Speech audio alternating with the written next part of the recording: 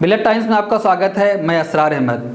आज के इस खास प्रोग्राम में मैं बात करने वाला हूं एक अजीम शायर नाजिश प्रतापगढ़ी के बारे में। भारत में किसी झगड़े को उठने नहीं देंगे, गद्दारों के साए से भी बच बच के चलेंगे, मक्कारी की साजिश से खबरदार रहेंगे, हर हाल में एक आवाज़ में मिलजुल कर कहेंगे, हम एक थे, हम एक हैं, हम एक रहेंगे।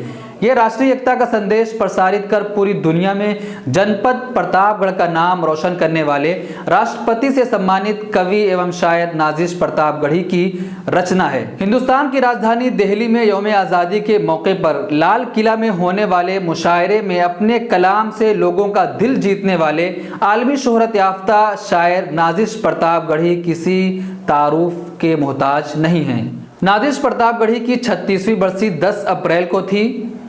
अपनी रचनाओं के माध्यम से कौमी एकता और गंगा जमनी तहजीब को बढ़ावा देने वाले नाजिश प्रतापगढ़ी का जन्म प्रतापगढ़ के छोटे से कस्बे प्रतापगढ़ सिटी में एक मशहूर परिवार में हुआ था।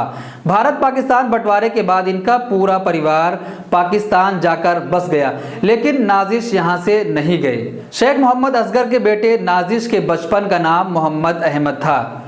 वो अपनी शिक्षा बीच में ही छोड़कर स्वतंत्रता संग्राम सेनानियों के साथ देश को आज़ाद कराने में शामिल हो गए थे। इन्होंने अपनी कविताओं और गीतों के माध्यम से देश और देशभक्तों की रंगों में आज़ादी की भावना का संचार किया। उन्होंने कहा था, एक नगमा हमारा और नारा एक है हम भारतीय, भारत हमारा एक है। साल 1950 के बंटवारे के बाद उनका पूरा परिवार पाकिस्तान जाकर बस गया और यहाँ की सारी ज़मीनों जायदाद और घर को बेच दिया गया। परिवार वालों ने उन पर दबाव डाला कि वो भी पाकिस्तान चलकर बस जाएं। परिवार वालों ने तरह तरह के ऐशो आराम की ज़िंदगी का लालच भी दिया, लेकिन नाजिश ने अपने वतन की मिट्टी में गरीबी में जीना मंजूर कर लिया, पाकिस्तान जाना मंजूर नहीं किया। उन्हें अपने जीवन काल में उर्दू के सबसे बड़े सम्मान गालिब सम्मान और मीर सम्मान से नवाजा गया। नाजिश प्रतापगढ़ी के गीत, गज़ल और शायरी की लगभग 12 से ज़्यादा किताबें छापी जा चुकी हैं। उनकी मौत 10 अप्रैल 1984 लखनऊ के बलरामपुर अस्पताल में हुई। उनके अधूरे सपने को पूरा कर रहे उनके बेटे डॉक्टर मोहम्मद अनीस शहर के GGIC में इंग्लिश के टीचर हैं। अनीस उनके मशहूर शेर को बार बार दोहराते रहते हैं कि ये चिता भी न जला पाएगा सपने मेरे, मैं तो चंदन हूँ, जलूँगा तो महक जाऊँगा।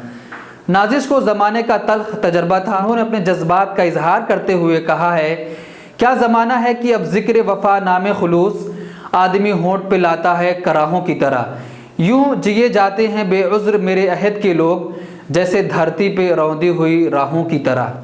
उनकी ज़िंदगी बड़ी कशमकश के दरमियान गुजरी।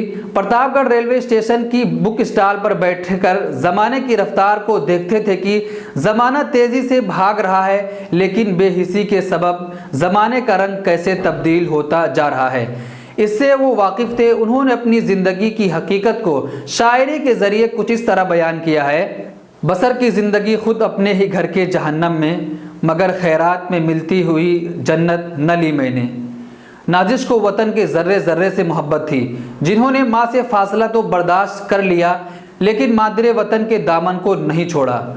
वो बंटवारे के बाद पाकिस्तान नहीं गए, उनका पूरा परिवार पाकिस्तान जाकर बस गया, लेकिन उनको वतन की मिट्टी से इतनी मोहब्बत थी कि उन्होंने वतन में रहना, गरीबी में रहना पसंद कर लिया, लेकिन पाकिस्तान जाना पसंद नहीं किया।